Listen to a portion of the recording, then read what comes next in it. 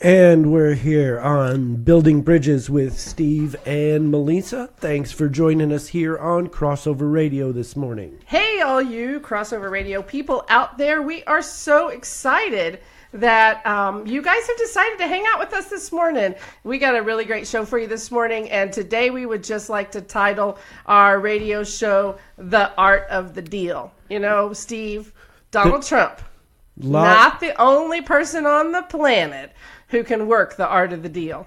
And, you know, so many people are giving him a hard time. We thought here on Building Bridges we would just give him a little tip of the hat to let him know that not everybody thinks he's the worst person on the planet. Well, you know what? There is something. He's onto something, though. I can tell you that for sure. You know, there is something super important about being able to negotiate, being able to compromise, and that doesn't happen anywhere more importantly than in a marriage relationship. It is important to be able to really be able to learn how to compromise, learn how to, get what everybody needs to happen in the relationship. Sometimes we work with a lot of couples in our ministry, and one of the things that we see happen a lot is couples will come in and they'll feel like, I never get my way. The other person always gets their way. You know, they're a taker, I'm a giver, and it's all out of balance, and there's no equity in the relationship. And so today we want to talk a little bit about how to make that work. And compromise is so important, and it's the catalyst for a lot of really positive things in a marriage. We've got a number of things that we think that the ability of a husband and wife to reach a compromise is critical to. And the first and most obvious one is it avoids fights. Nobody wants to get into a fight with their husband or wife over and over, especially about the same stuff. And believe me, we hear that all the time when we're working with couples. We just can't seem to get over this issue. We get crossways every single day, and we just don't know how to stop that. Well, the first thing we're going to tell you is start praying together. The second thing we're going to tell you is maybe you need to each give a little. Right. You know what? Nothing ever works if only one person is doing all the taking. If one person always has to have it their way, you know what? One of the things that I hear that's a giant red flag when I'm talking to couples is when they start using the word always and never, and those kind of eternal words. Those things happen when you start using words like always and never. You know that there's no compromise coming in the works. Marriage is all about working together, and like you said, if only one person is working, you're gonna dig a hole because you're running in place. If you're in a canoe and only one person is rowing, you're gonna go around in circles. And I think it's important that when you the best way to assess whether or not you're doing a good job is by looking at whether or not you are actually getting what you need out of the relationship. And if you're not, then maybe you're going into this whole thing and you don't even know what you want. You don't even know what you need. And I think sometimes before we go in to have a discussion about something, we ought to have a pretty clear picture of what we need to walk away from the situation with. Do we need to walk away and feel like we've been heard? Do we need to walk away and feel like that we understood what the other person was saying, or they understood us? What do you need in the situation? And know that ahead of time. It helps not only to go into the discussion with specific goals. This is what I want out of this conversation. But go into it not expecting it to end poorly. Because a lot of times it's like, oh, I got to ask for this thing and it's just going to get ugly. Don't burden yourself with such a negative attitude from the get-go. That's a really good point, Steve. It's funny because so many times we have these preconceived ideas of how things are going to work out. And partly it's based on history. Like, oh, I've seen this ride in the rodeo before. Oh, I know exactly how this one's going to roll out. Oh, yeah, well, we've done this before, and every single time before, it's ended up with this and this and this and this and this, and nothing ever changes, and we constantly feel like we're running on a hamster wheel. But you know what? If you go into it expecting that, you're going to create situations that give you exactly what you expect. And so sometimes if you've had the same fight over and over again, maybe you got to change your tactics up a little bit. You can't always go in with the left hook. Sometimes you got to go in with the right jab. It's not like you're cold calling. This is somebody that you've gone into business with, so it's not like they're totally opposed to everything that you want out of it. And one of the great points about really pursuing compromise is it gives the other person in the relationship some value. It says, hey, your ideas are worth listening to, worth working into the solution, and I'm willing to do that. And you'll find that when you express a willingness to work with them, they'll respond in kind with a willingness to work with you. Right. And you know what? Sometimes when you have had the same conflict over and over again, and you anticipate that you're going to have the same outcome every single time, when you go into it with a different attitude, it will really surprise your spouse, and they might be willing to say, wait a minute, they're coming at this differently. Maybe I can too. And maybe I don't have to come in a defensive posture. If you're not coming in an aggressive posture, they may not have to come in a defensive posture. And, here's the thing about it is, when you're looking to win the fight, that's when you're going to get the most resistance. What we want to do when we're searching for a compromise and trying to attain the art of the deal is we want to remove winning as the objective. We want to make a solution as the objective. And a solution may not be your idea. It may be a hybrid between your idea and your spouse's idea. It may be a completely different idea that comes up while you're trying to work on the best answer. That's absolutely right. Sometimes, when I was growing up, my mom had a saying that everyone in our family knew, and it was really something that she believed was absolutely the truth. And her saying always would be being right is highly overrated. Sometimes you can be right and still be really, really wrong. Those Christians that stand on the street corner and scream, turn or burn, accept Jesus or die and go to hell. Well, there might be some actual scriptural basis to that, but their approach to sharing that is all wrong, because the Bible says it's the goodness of God that leads men to repentance. It's not, scaring the hell out of everybody. And so I would just encourage you to begin to think about this. Even though maybe your position is 100% accurate, it doesn't mean that it's right. And there's a real big difference there. Sometimes when Stephen and I, let me tell you this one thing about conflict between men and women, because this one thing for a lot of couples actually really sets them free. And that's this concept and this truth that women are always going to fight about what they feel, and men are always going to fight about what they think. And so when they come at conflict, or they come at situations where they need to have dialogue and discussion, they're coming at it from two completely different standpoints. The woman is bringing her feelings to the table. The husband is bringing his thoughts to the table. And that doesn't always jive really well together. And so, but knowing that, it's not what's wrong with the other person when they do that. It's what's right with them. It's how God created them, because in that place, you get the best of both worlds. And so when Stephen and I would get in fights sometimes, this would happen to us a lot really early on in our relationship. And I would say things like, you make me feel this way, or I feel this way about it. And usually I brought a little baggage because we all bring some baggage from our former life. And so I brought a little baggage with me that said, you think I'm stupid.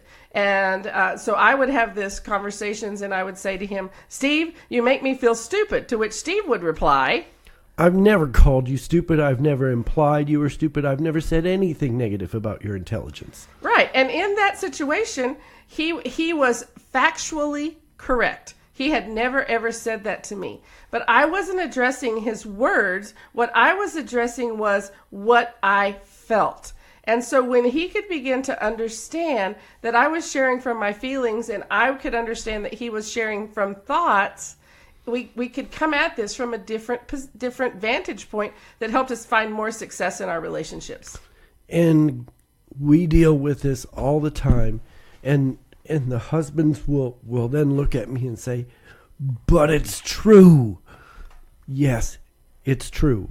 And it's not going to get you any closer to the end of this fight. Right, absolutely. And so we have to really work hard at that and make sure that, you know what, you can be right. You can have strong feelings, but it doesn't bring resolution. And so, but recognizing, hey, listen, they are just talking from a different vantage point than I'm talking from. And it's going to be different, but it doesn't have to be wrong. You know, and the nice thing about when you are pursuing a compromise is it really does force you to listen to your spouse instead of just spouting off, this is the way it's going to be, this is what I think, blah, blah, blah, blah, blah.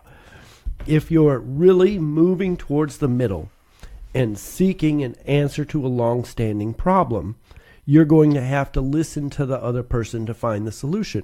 And my favorite book in the Bible is James. I don't know why he always picks that as his favorite book in the Bible, because it starts out with, count it all joy when you fall into various trials. And I'm like, I like happy books, but that's always been Steve's favorite. And he can give you a really good reason why, though. But in this particular situation, it's in James 1:19 where it talks about being quick to listen and slow to speak. And, you know, if it's good enough for James, you know, it's good enough for me. And one of the things is when you slow yourself down and listen, you know, you may not find everything is kosher with your spouse's point of view, but if you actually listen, you'll be able to pick out 2 or 3 things that are really valid. And those things, plus your solid points, are going to be the basis for a really good compromise and the end to an ongoing argument. And you know what's interesting about that, Steve? Sometimes when you will just say this one simple thing, like, that's a really good point. Like, I don't necessarily know sometimes when I go into conversations with Steve that I agree necessarily with everything that he's saying. But one thing I do know to be a fact is every once, you know, he makes some good points along the way. Every once in a while, I get it right. Every once in a while. He gets it right a lot. But occasionally when you hear them get it right, when you will say something like, you know what, that's a really good point. I can see why you feel that way. Like, I understand how you got there. Then all of a sudden, you begin to navigate some connectedness, and everything is not adversarial at that point. Well, we have more to go on this topic, as well as hitting the bonus round for our blended families at the bottom of the hour, and dishing out some quality dating relationship around 8:50. We are going to bounce to our first break here. We'll be right back in a flash here on Building Bridges with Steve and Melisa on Crossover Radio, radio with a purpose. Hey guys, it's Big J Mills. As wedding season approaches, you want to make sure that everything for your special day is perfect. Music is no exception. Well, that's where BTP Productions comes in. With over 25 years in the DJ business, BTP knows how to make a special day a memorable one. From lighting and sound packages to karaoke, BTP has you covered. And right now, to all of our crossover radio listeners, when you call 405-609-9980 and let us know that you heard this ad, we're going to knock $150 off your package price. So give us a call today at 405-609-9980 to book your event. Once again, that's 405-609-9980. Or check us out on Facebook at BTP Productions. The right music plus the right DJ equals BTP Productions. Crossover Radio is the best station I have ever listened to, even over other Christian stations. They are such a blessing. God uses this radio station that God started through the DJ and everyone on there to bless us and to show us Him. You know, sometimes in life, you just need your IQ level to shrink down to about the size of your shoe. And that's where we come into play every Wednesday from 9 to 11 on the Dadcast. Absolutely. You can catch us right here on Crossover Radio, the Crossover Radio app, the TuneIn Radio Network, and Facebook.com/The Crossover Radio. And every so often on the 10 o'clock news. Yeah, we won't talk about that. Stop stealing Ford trucks. That was you, right? Yeah, that was me. I'm sorry. Catch the Dadcast every Wednesday, Crossover Radio. And we're back here on Building Bridges. And we're talking today about the art of the deal. The art of the deal. And that is, first of all, Steve, you know what? I want to say thank you to all the people who are logging on to our Facebook Live and hanging out with us this morning. And we want to remind you, at any time that you want to, you can always pose a question for us on our Facebook Live. Just pop over there, type in your question, and we will get to you as quickly as we can. And remember that today we're talking about the art of the deal and how to work a compromise in every situation in your relationship with your spouse. Yeah, we fear no question, and we are here to help your marriage and relationship get better. You know, one of the things we touched on a little bit is that people will go into discussions with the wrong attitude. And not everything you talk about is going to end up in a fight. And, you know, one of the favorite marriage scriptures that we dealt with is, it's more like one of your favorite marriage scriptures, is better to live on the roof than be in the house with a contentious woman. I don't know why you think that's my favorite scripture. Proverbs 25:24. That sounds like a man's favorite scripture. No man wants to live on the roof. Yeah, but no man wants to live with a cantankerous woman either. Let's call that one true too. But you know what? There's a lot of us out there, this crazy women who are making things crazy inside our house. But girls, you know what? We can do better than that. Like, we don't have to be the stereotypical, cantankerous woman. We can love our husbands well, and we can do this right. And so part of that is just learning how to have conversations. You know, it's amazing to me. I had somebody tell me the other day that most marriages end over finances. Most marriages, have trouble because of finances. You know what's really funny? I don't think we hardly have any couples that come and do work with us that's the reason that they show up, is because of finances. Most people show up because they can't communicate with each other. They just don't know how to talk to somebody. And so that's kind of what the art of the deal is. And that's what happens. So what happens is they get into these conversations, they get into things, and they say, well, every time we talk, it ends up in a fight. And it's not that they are necessarily looking for a fight. It's just that they don't know how to have conversations with each other. And can I just give you one really solid tip up front? The person that you're married to should get the best you. You should be polite and courteous and respectful to the person that you're married to more than anybody else on the planet. Listen, if you treat your pastor and talk to your pastor better than you talk to your spouse, you got some problems going on there. So that's never going to help you get what you want. Remember that when you go into the conversation, that you go in a way that honors the other person. That is such a valuable, valuable tool in having healthy conversation and bringing about resolution for conflict. If you're in a situation where the temperature on the oven only goes up to 200 degrees, you're never going to have a pot that boils over. And having the right attitude towards your spouse is so important in that.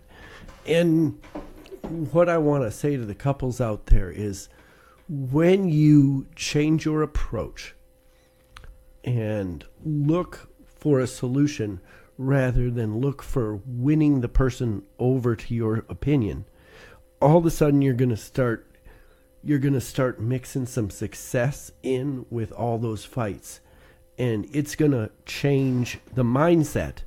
And all of a sudden you're not going to expect the worst. You're going to start thinking, hey, we did a really good job with that discussion over Susie's curfew. Maybe we can have the same results here. What happens, though, Steve, when they say, okay, hey, like, we're listening to Steve and Melisa, building bridges on crossover radio. And so we heard what they had to say. And so I'm going to go into the next conversation that I have with my husband. And I'm going to try to apply some of these principles that they've laid out in the art of the deal. And I go into that, and before I know it, we have lit the house on fire yet again. And we go, back on the crazy wheel, and it just didn't change a thing, Steve. What do you do then? Well, one time isn't forever. And really what you have to do in that situation is you have to fall back on Romans 12:2, and you need to renew your mind, because the way your mind is working in getting the results that you want to get. Hey, you know what? And if you're watching us on Facebook Live, one of the things you can tell about me already is I'm not a size 0. I have a daughter who's a size 0. I'm not her. And you know what? I didn't get to be this nice, beautiful size that I am overnight. And I would never get to be a size 0 overnight, because I have a pattern of behavior that has allowed me to get to where I am today. And I'm okay with where I am today. Blessed all of you people need to feel like you need to tell me that I shouldn't say stuff like that. Here's the deal. I love me. And so it's not about that. I love you too, hon. Thanks. You're awesome, sweetie. But you know what it is? Here's the deal. When you're learning new communication techniques, when you're learning new strategies on how to handle conflict and how to approach conflict and stuff like that, one of the things you have to remember is you didn't learn to fight ineffectively overnight, and it is going to take you some, and perhaps for many of you, you've spent years practicing fighting wrong and making deals in a bad way. And so you're going to have to readjust and learn, and give yourself a little grace, because it's a learning curve. You're not going to learn it. You're not going to change your patterns of behavior overnight.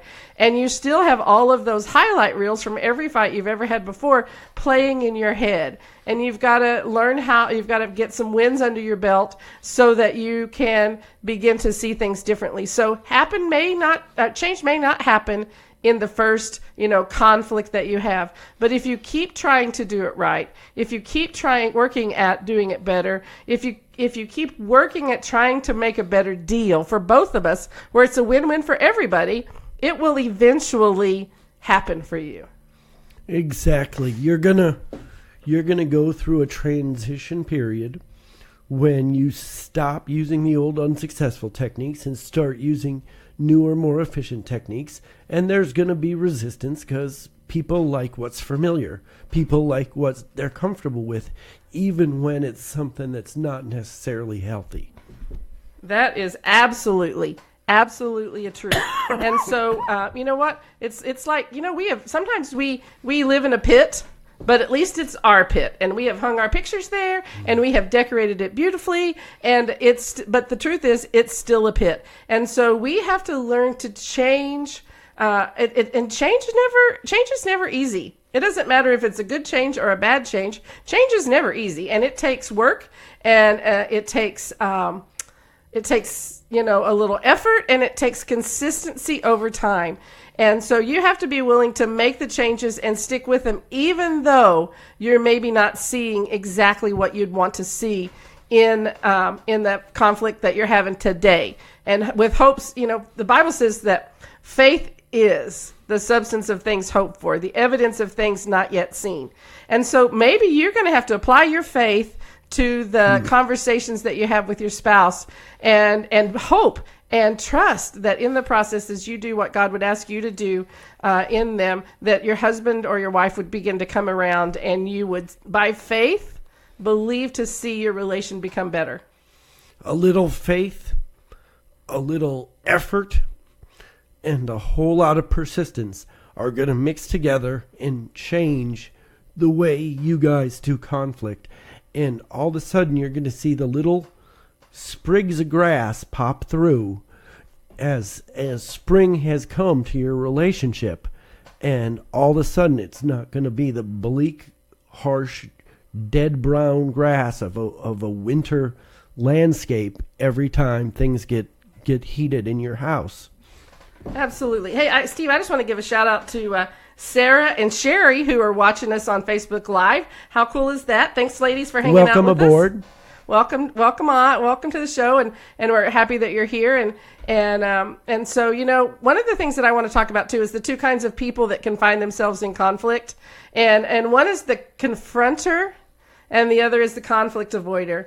And a lot of times we find both of those people in a relationship. And for those people who are conflict avoiders, those are the people who are gonna do everything they can to stay out of conflict. And sometimes they'll even lie to you to stay out of conflict. And the confronters are those people that are like, they just kind of dive in head first, headlong, and those two, if you have one of each of those people in your marriage, let me tell you, you got to work at this a little bit differently when it comes to working with the art of the deal. You know what? A conflict avoider will never give you their best self if you come at them with a lot of energy and a lot of aggressive kind of behaviors, and you're just a real high level intensity. Those conflict avoiders are kind of like turtles, man. They'll go right back in their shell, and they will not come out until they feel safe to do so. They are generally real patient individuals, and they will wait you out. And they will take a lot. Generally, they will take a lot before they do come out. But they're a little bit like snapping turtles. They'll wait and wait and wait, and they'll take a lot and take a lot. But if they snap on you, they may not let go in a hurry. And so you have to approach conflict avoiders with a completely different approach than you would just someone who's not a conflict avoider. I always give them this example that you can look at. A conflict avoider is like a turtle, and if you're going to have a conversation with a conflict avoider, you better come in like a feather. You cannot come in like a freight train, or you will not have any resolution to your conflict. And so be sure that when you're working with your conflict avoiders, that you come into that situation very lightly, right? Don't very gently create. In order for you to get the best out of a conflict avoider, you have to create a really place for them to feel really safe where they're at, so they will come out. And you know what? Some of the times, the truth is that conflict avoiders have a lot of wisdom because they have been thinking about it and they haven't been shooting their mouth off. Listen, I'm not a conflict avoider. I will sometimes come in like a freight train most of my life. Sometimes? Oh, well, most of my life people call me the white tornado. So that doesn't really confuse anybody about my approach to life, and to conflict was the same thing. And oddly enough, I didn't get what I needed out of situations, out of conversations, especially with people in my life, because I have some people in my life who are conflict avoiders. And I wasn't getting what I needed from them, but it was because my approach was really bad. And I just want to say hey to Carol and hey to Lynn. Thanks for hopping on and watching with us. And we'd help us out. Share this Facebook Live and say hello for us, would you? We are rapidly coming to the bottom of the hour. We're going to be jumping into the bonus round for all the blended families here in just a bit. What we're going to do is slide real quick into this break. Be back here on Building Bridges with Steve and Melisa on Crossover Radio. Radio with a purpose. We'll be back in a flash. New Covenant Fellowship is a fresh expression of the Church of Jesus Christ right here in Bethany. We are the proud home of Crossover Radio, located at 6736 Northwest 39th Expressway. We meet on Sunday mornings at 10:45 a.m. for community worship celebration, and on Wednesday nights at 7 o'clock p.m. for fellowship and Bible studies for all ages. We are a church where you can belong, even while you're still becoming who you were created to be in Jesus Christ. You can find out more about our church by visiting newcovenantokc.org or find us on Facebook. And if you can't join us in person, you can join us right here every Sunday morning at 10:45 a.m. on Crossover Radio. Are you a local business or ministry? Are you looking to advertise on a station that's passionate about your community and safe for the whole family? Crossover Radio is currently seeking like-minded partners to help support their cause while we support yours. From commercial packages, show branding, and live remotes, we have what your business needs to get to the next level. Our mission is to bring impacting content through a Christian worldview, and we need your support. All donations made to Crossover Radio are 100% tax deductible, so why wait? Call us today at 405-494-0234. Again, that number is 405-494-0234. Crossover Radio. Radio with a purpose. Hi, this is Kelly, and I'm the Creative Director at West Metro Community Church. At West Metro, we hold strong to our core values of Jesus, mercy, family, and authenticity. I would like to personally invite you to join us at West Metro this Sunday morning at 10:45 for worship. You can get more information about us on our website at westmetro.org or find us on Facebook. We are located at 601 West Main Street in Yukon. Come join us and I'll save you a seat.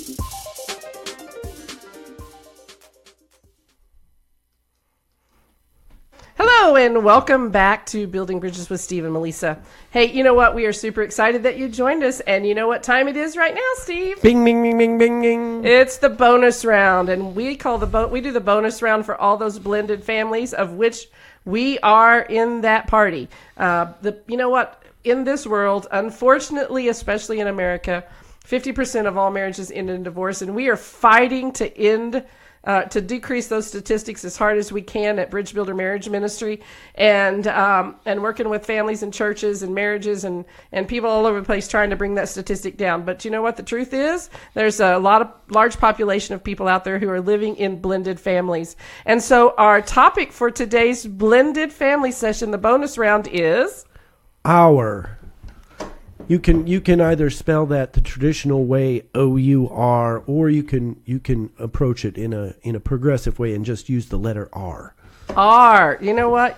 It is no longer yours, mine, and ours. You know what? Everything moves into the family in the form of ours. You know what? Our is the pronoun that is the best suited for blended families. And you know what? When Steve joined our team, his family came pre-assembled. He got 3 amazing children who had moments of amazingness followed by periods of terror a little bit, I think, sometimes. But nonetheless, they became his and our children. And you know what? If you marry someone who has children, all of a sudden, they became no longer her children or his children. They are now our children. And one of the first things that you have to start doing is you have to start going to God and saying, God, I need the heart for these children. You have placed them into my family now. And because of that, I need to have that heart of my children, our children. You know, you don't think of it as, when I moved to Oklahoma and Melisa and I got married, I didn't think of where we lived as her house just because she had it first. I thought of it as our house because we were married. We were a couple. What's mine is hers and what's hers is mine. And bonus parents have to really adopt that approach to the kids. And you know what? I just want to shout out to my ex-husband, Mark Lumpkin, who watches us on Building Bridges with Steve and Melisa, and we're super happy that he does that. But you know what that tells me? It tells me that everybody in our family has worked really hard to make this our family and to accept other people and to accept all of the parties of our family together. And I say that not to brag, but to say it wasn't always that way. Okay, I want to brag for just a second. Okay, brag, Steve. It was just a couple weekends ago. We had our middle son, Levon, his wife, Jessica, and their 2 kids over. And Mark just stopped by. Their birth dad, your first husband. He stopped by, hung out at the house for a couple hours, brought his dog. His dog played with our dog in the backyard. So if you guys are going through a difficult transition in blending your family, I just want to hold that up as an example of how far a family can come. Because make no mistake, earlier on in our relationship and my marriage to Steve, and Mark and I didn't always see eye to eye, and we had our share of conflicts and issues, and part of that was because of limiting beliefs on my part and limiting beliefs on Mark's part. But you know what? We did the work that we had to do to become a healthy, blended family. And you know what? Maybe that's not attainable for you right now. But you know what? Stephen, I know for sure that Stephen and I am confident that Mark did too, that we put our prayer time in and we asked God to transform our hearts in a way that would bring unity and love into our family. And you know what? It is... it's super important. And, for Steve, he had to do his part and say, God, you need to teach me to love Mark, and you need to teach me to love our kids. And I think that's so important in the relationship to be able to do that. And, we talked a little bit last week on the bonus round about how important it is for your children to hear you praying for their biological parent that doesn't live in the home with you. And you know what, when you begin to do that and you begin to see this as our family, and our family comes with some extra parents. Our family comes with ex-spouses, but that is our family. And because of that, we're going to treat them with the same honor and respect that they deserve. And that is going to make your family, your blended family, much more cohesive and much less divided and fractious. And so really, it all comes because you have a change of heart, and the change of heart comes because you allow God to work in your life and to do things. Because listen, left to my own devices, I can be a little mean, and I can be divisive, and I can be, protective and territorial and a lot of things like that. And so it took a lot of God for us to do this really well. But you know what? I'm super happy to say that God has done the work, and he's taken us along for the ride. It's funny because it's not always easy when you're the new kid on the block and everybody is looking at you funny, and your kids ask you to say things just because they think your Minnesota accent is goofy and it makes them giggle. So when you're making the move from my life to our life, it's one of the most taught biblical principles. But you can apply the golden rule to your kids. And because actually I stepped into the role as a bonus dad, and I'm always going to be best served by using my Heavenly Father as an example on how to be an earthly father. And so I'm going to, love him with all my heart, my mind, and my soul, and love others as I would have them love me. And guess what, people? I did that to the best of my ability, and I didn't always have them love me as I would want to be loved. But I persisted, and we have a pretty amazing family as testimony to the fact. Absolutely. So let me just end that up by saying, hope that helps out those blended families out there, and hope there's a nugget or two that you can take away from that. And, we can learn to celebrate the good things that God gave us to make a different flavor cake with. And so bonus round complete.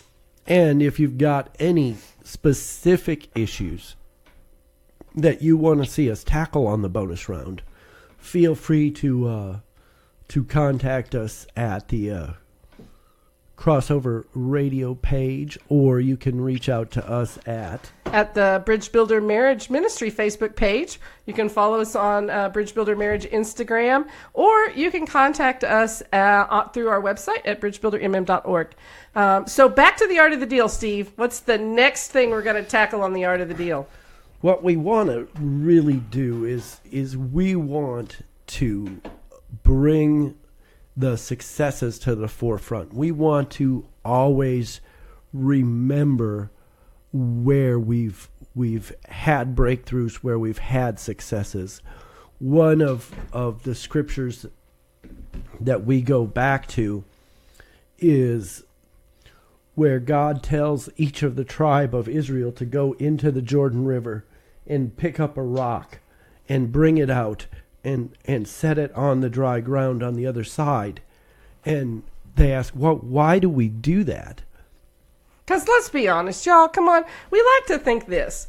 We like to think if God had just parted the Red Sea and we had crossed over on dry land, if he had fed us manna and quail in the wilderness, if our shoes didn't wear out and none of us got old and feeble, and then he let us cross over the Jordan River on dry land, like we love to think the idea that we would never, ever, ever, ever, ever forget those miracles of God. But apparently God knew more than we did. We would be doing an Insta story on this whole Jordan River thing. We would be posting all over Facebook. We would be Snapchatting, hey, look, this is the manna that I found this morning. It was all that I could eat.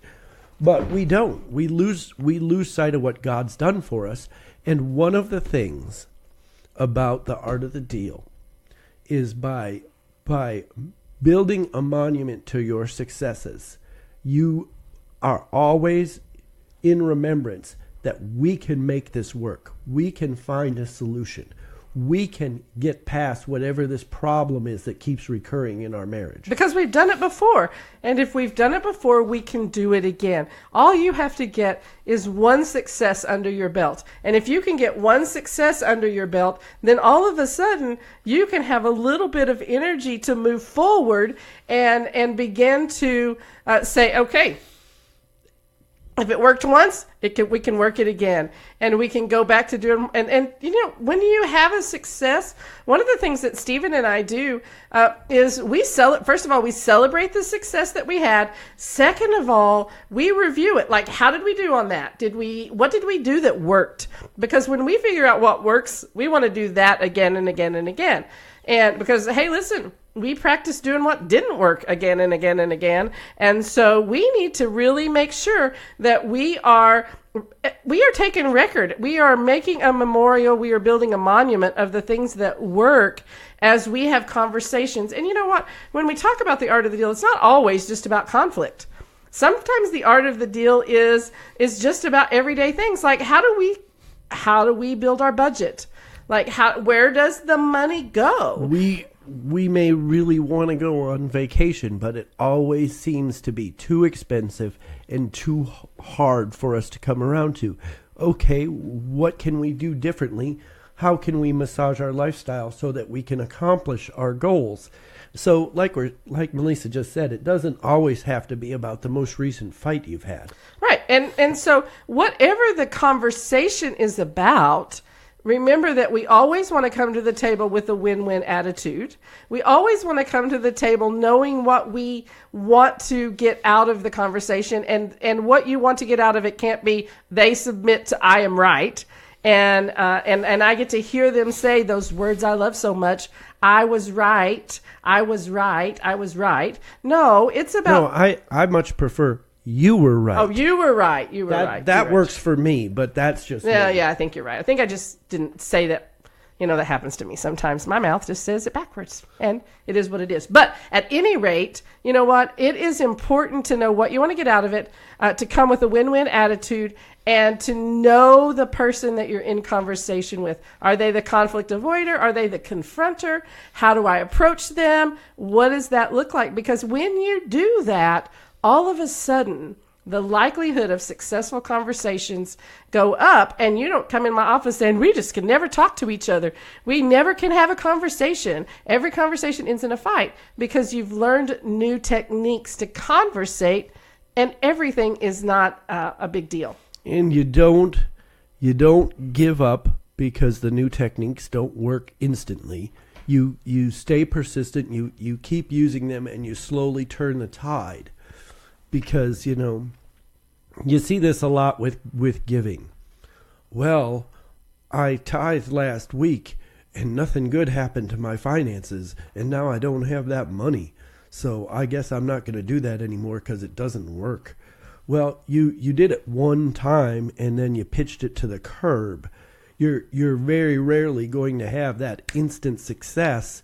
You got to work it and learn the subtleties and nuances and really sharpen your skills at it and get it down to a craft. I mean, when you look at the art of the deal from the president's perspective, that was years in the making. It wasn't he came out of college and wrote the book, The Art of the Deal. He had to have consummated enough deals to know what he was talking about. And what we're saying... I'm sorry, that's a funny choice of terms. Well, we'll just leave the president's consummation to the president. I'm sorry, that made me laugh and cough all at the same time. Steve. So, you better rein it in and maybe we should go to a commercial break. No, we'll Coach go to Coleman. a break. Hey, don't forget to check me out every Tuesday night, 7 to 9 p.m., right here on the Crossover for Freestyle. And then I'm also live every single weekday from 9 a.m. to 10 a.m. on The Brunch Rush. Crossover Radio. Radio with a purpose. Razorback Lawn and Tree Care has you covered for all of your outdoor needs. We offer affordable landscaping, tree trimming and removal, as well as regular lawn care. Call us today at 405-202-5140 and let us help you go hog wild over your yard. Man, I tell you what, I was hanging out with Robbie Allen today, and he ran out of Grounds for Compassion coffee. Robbie, what was it like to run out of Grounds for Compassion? That was the most humiliating experience of my life. And Robbie, with Grounds for Compassion, we feel it's probably the best coffee in the world, wouldn't you say? Very impressive. You mean in the world, right? Yes, sir. And when other people tell you that Grounds for Compassion isn't as good as their coffee, what do you tell them? Beg pardon? So it sounds to me like you're going to need a little bit more Grounds for Compassion since you ran out there, Robbie. Don't we all? So if you want to order any Grounds for Compassion coffee, check them out at g4c.coffee. That's g4c.coffee. Hey, Robbie, shouldn't you be writing this down? Photographic memory. Well, that's good to know, Robbie. Hey, I tell you what, check out Grounds for Compassion. Again, that website, g4c.coffee. Grounds for Compassion. Coffee with conviction. And we are coming to you from the Crossover Radio studios here in beautiful Bethany at Serve Coffee, where you can come in and pick up some of that great Grounds for Compassion coffee. I am absolutely planning on hitting them up after the show. And you know what? Coffee is always a good thing. I tell you, I like coffee. So, hey, you know what? It's the art of the deal. Now that Stephen and I have managed to rein ourselves back in here, it is the deal making is it's an effective tool to have in any relationship, and especially in the relationship with your spouse. You know, something I want to talk about just for a few minutes here is the idea of judging the importance of the deal. For one thing, every thing that's important to me is not always at the same level of importance for Steve. And so one of the things that we've learned to do is we've learned to say, hey, on a scale of 1 to 10, how important is this deal to you? And you know what? If it's a 10 to him and a 1 to me, we do it his way, and it's super easy to solve that problem. If it's a 4 to me and a 7 to him, he still gets the win. But if it's a 10 to me and a 7 to him, then we have to do some negotiating at that point. But you know what? One of the fights that I think a lot of couples have early on in their relationship is the most ridiculous fight, but it happens to a lot of us, and it happened to us, and that is, how the heck do you fold a towel? And you would be surprised at how many couples have a fight over how to fold the towels, because we both come to the table generally having learned to fold towels from our moms, and we fold them differently. And I don't know if you guys, here's a big secret for the people who don't know me, but I really like to have my own way. And I really like people to do it my way because I'm smart and I have figured out the best possible scenario for that way. And when I come to things from that vantage point, sometimes I realize that maybe there's solutions out there I haven't considered yet. But we got into this discussion about how to fold a towel properly. And Steve just couldn't figure out why I was so adamant about folding the towels. There's more than one right way to fold a towel. But there was one right way to fold them so they fit in our cabinets the best. That's not even accurate. Yep. And so we went round and around over how to fold the towels. And you know what? Finally, he said to me, on the scale of 1 to 10, how important is towel folding to you? And you guys are going to laugh, but I said it was an 8. And it was honestly about a what to you, Steve? 0.7. It was, so we were way apart on that. So he graciously decided that I could have my way, and if it was going to be that big of a deal to me, it wasn't worth the fight to him. And he decided to fold towels my way. And it was just one of those places where we said, "Hey, listen, this is a big deal to you. I don't really get why, and I don't really care. So let's just do it your way." So always be willing to say, on a scale of 0 to 10, tell me how big a deal this is to you. And you know what? You might just get to win a lot more often if you're willing to make those gives. You know what? If I'm trying to think of some things that are more important to Steve than they are to me, that I would be like, "Okay, Steve, totally cool, do it your way, whatever that looks like." He would probably say there's like 4 things that have happened like that in our entire, 15 years of marriage, but hopefully there's more than that. I'm working really hard on my my not keeping historical records, so I don't have the actual numbers in front of me on that.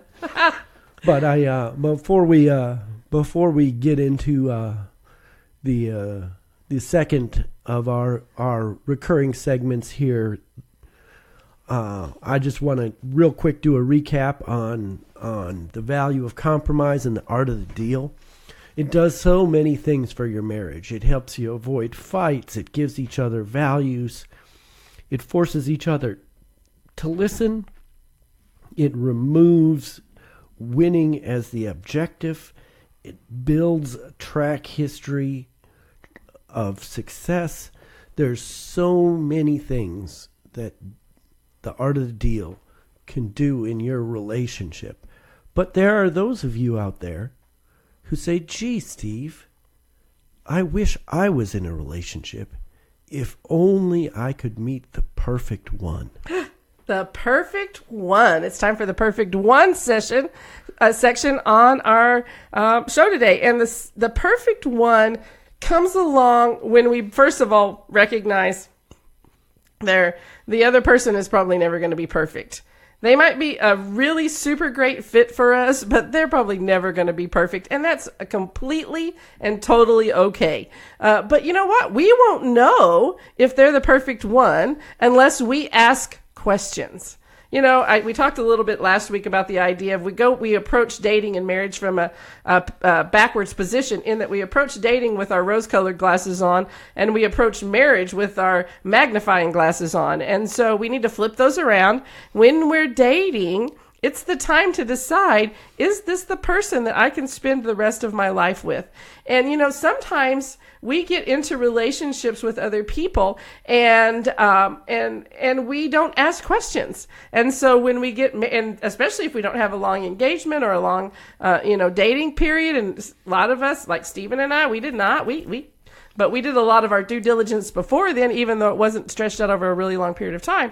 But, if we jump into a really big hurry, we can get ourselves in a mess. And so here's one of the things that I would suggest that you do when you recognize that dating is for the purpose of discovery. We're dating to discover things about that person. And so in doing that, we need to ask some really important questions. Like the first question we should ask is, tell me about your relationship with God. Maybe they're going to tell you one of two things. They're going to say, I have a great relationship with God, or I don't have a great relationship with God, or whatever. But also, they're going to say things like, maybe we don't get along all that well, or I don't have God. I used to love God, but I don't love him anymore. Or maybe they're going to tell you all about their church attendance. And the question is, tell me about your relationship with God. And so, or ask some important questions about what's going on in your relationship. Ask those questions that you need the answer to. Hey, Jeremy, we're glad you're watching us here on Building Bridges with Steve and Melisa. And so one of the things that we want to recognize is that we need to ask questions. Begin to tally a list of questions that are important. That's a really big deal. It's there's an interesting story. Ben Shapiro, who has one of the more listened to conservative political podcasts, is an Orthodox Jew, and when he started dating, he was very intentional about dating for the purpose of marriage. And he said one of the very first conversations he and his wife had on their very first date was a discussion of abortion rights. Not exactly inspiring romance, but it will let you know, where is this person on the sanctity of life? Are we able to agree on the really big things? And it was sort of ironic that as Melisa and I went from dating to engagement, my mom got very concerned about us, and she said, "Have you guys fought yet?" And to which we replied, "Of course not. We love each other. We agree on all the big things. And we're never gonna fight." But it turned out that wasn't the case. What it did show is that we don't generally fight over really big stuff, because we covered that ground when we were 900 miles apart, and when you're on the phone for 4 or 5 hours at a shot, you get a chance to ask a lot of questions. And so asking questions is a really important part of dating and looking for the perfect one for you. So as you go into that, begin really to see how you can begin to operate in your relationship by asking questions. It's a really big deal. So hey, we just want to close this all up and tie it up and put a bow on it for today, and say, listen, the art of the deal making in relationships is super important. The art of the deal of compromise and working together is super important. And we really, really, really want to encourage you to begin to come at it from a position where you're in it to make it a win-win for everybody, that being right is highly overrated, and you're willing to do what needs to be done so that you can bring resolution, that you can bring compromise, and everybody gets the very best out of their position. All right, that'll be a wrap for this week here on Building Bridges with Steve and Melisa. I'm Steve. And I'm Melisa. And don't forget to share our video, share our Facebook Live video, download the Crossover Radio, or invite your friends to download the Crossover Radio app, because you never know what's going to happen here on Building Bridges with Steve and Melisa. So thanks for joining us on Crossover Radio today, radio with a purpose. We'll see you next Wednesday morning at 8 o'clock. Bye-bye.